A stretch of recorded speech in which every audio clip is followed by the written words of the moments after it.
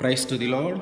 ఈరోజు దేవుడు మనకిచ్చినటువంటి వాగ్దానం ఏంటంటే ఆదికాండము 24వ అధ్యాయము 31వ వచనం. యెహోవా వలన ఆశీర్వదింపబడిన వాడా లోపలికి రమ్ము, నీవు బయట నిలువనేలా. ఆమేన్. ఇది కేవలము ఒక అతిథి మర్యాద మాత్రమే కాదు, కానీ ఆత్మీయంగా దేవుడు ఈరోజు మిమ్ములను తన సన్నిధిలోనికి, తన కృపలోనికి పిలుస్తూ ఉన్న ఒక అద్భుతమైన ఆహ్వానం. కొత్త సంవత్సరం సమీపిస్తూ ఉంది కనుక దేవుడు నిన్ను ఆత్మీయతలో ఇంకా లోతుగా లోపలికి రమ్మని పిలుస్తూ ఉన్నాడు. కేవలము పై భక్తి సరిపోదు. హృదయ అంతరంగములో నుండి దేవుణ్ణి స్తుతించటానికి, దేవుని ఆహ్వానించుట కొరకు దేవుని యొక్క ఇల్లు తెరవబడి ఉన్నది. దేవుని యొక్క కృపా ద్వారము తెరిచి ఉంచి ఉన్నాడు మన కొరకు మనము లోపలికి ప్రవేశించాలి అని. ఆయన కోరుకుంటూ ఉంది మనము ఆ యొక్క దేవుని ఇంటిలోనికి ప్రవేశించాలని, దేవుని యొక్క సన్నిధిలోనికి ప్రవేశించాలని, ఆయన యొక్క ఆ కృపా ద్వారములోనికి మనము ప్రవేశించాలని ఆయన కోరుకుంటూ ఉన్నాడు. అయితే మనము ఎక్కువగా బయట నిలవబడటానికి ఇష్టపడుతూ ఉన్నాం. దానికి అనేక రకమైన కారణాలు ఉన్నాయి. కొన్ని ఏంటంటే మనం అనుకుంటున్నాం, మనం ఎలాంటి పరిస్థితుల్లో ఉంటూ ఉన్నామంటే కొన్నిసార్లు మనం ఆ పాప బంధకాలలో ఉండిపోతూ ఉన్నాం. ఈ పాప బంధకాలలో మనం ఉండిపోవటాన్ని బట్టి మనము దేవుని సన్నిధిలోనికి రావటానికి ఇష్టపడట్లేదు.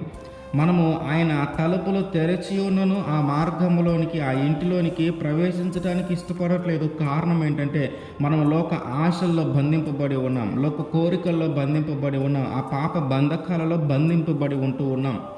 కొన్నిసార్లు మనలో అపరాధ భావం ఉంటుంది.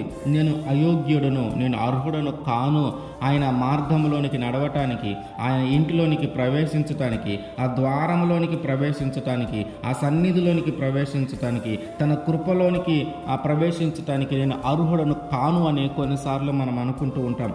అట్లాగే కొన్నిసార్లు మనలో నిర్లక్ష్యము కూడా ఉంటుంది.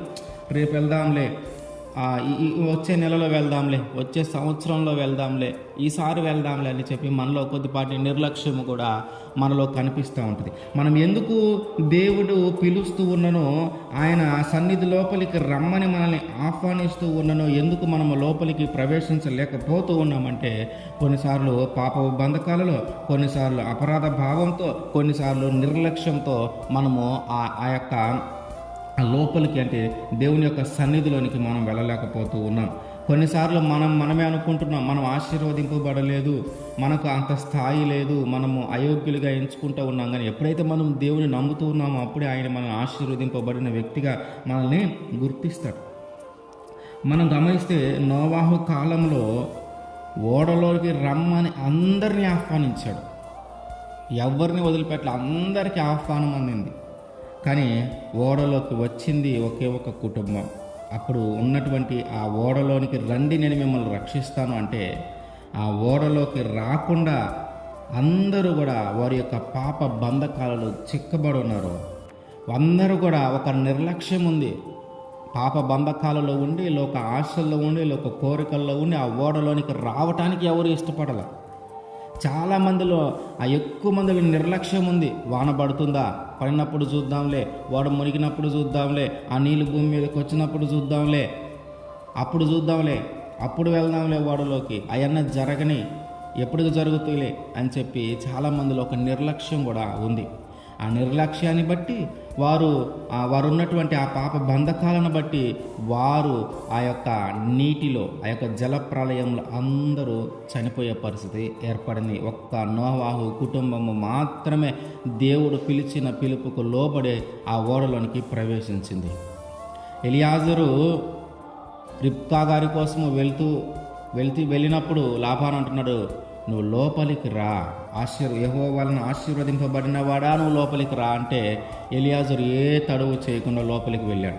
ఈరోజు కూడా దేవుడు మనల్ని పిలుస్తూ ఉన్నాడు. ఆయన సన్నిధిలోనికి రమ్మని, తన కృపలోనికి రమ్మని, తన ఇంటిలోనికి రమ్మని మన కొరకు తలుపులు తెరిచి, తన కృపా ద్వారమును తెరిచి, తన సన్నిధిలోనికి రమ్మని, తన మందిరంలోనికి రమ్మని, తన ఇంటిలోనికి రమ్మని దేవుడు మనల్ని కూడా ఆహ్వానిస్తూ ఉన్నాడు. మరి నోవాహు ఎట్లాగైతే ఓడలోకి వెళ్ళగలిగాడు, ఎలియాజరు ఎట్లాగైతే ఆ ఇంట్లోకి వెళ్ళగలిగాడో అట్లాగే మనము కూడా వెళ్ళగలిగితే మనము రక్షింపబడతాం.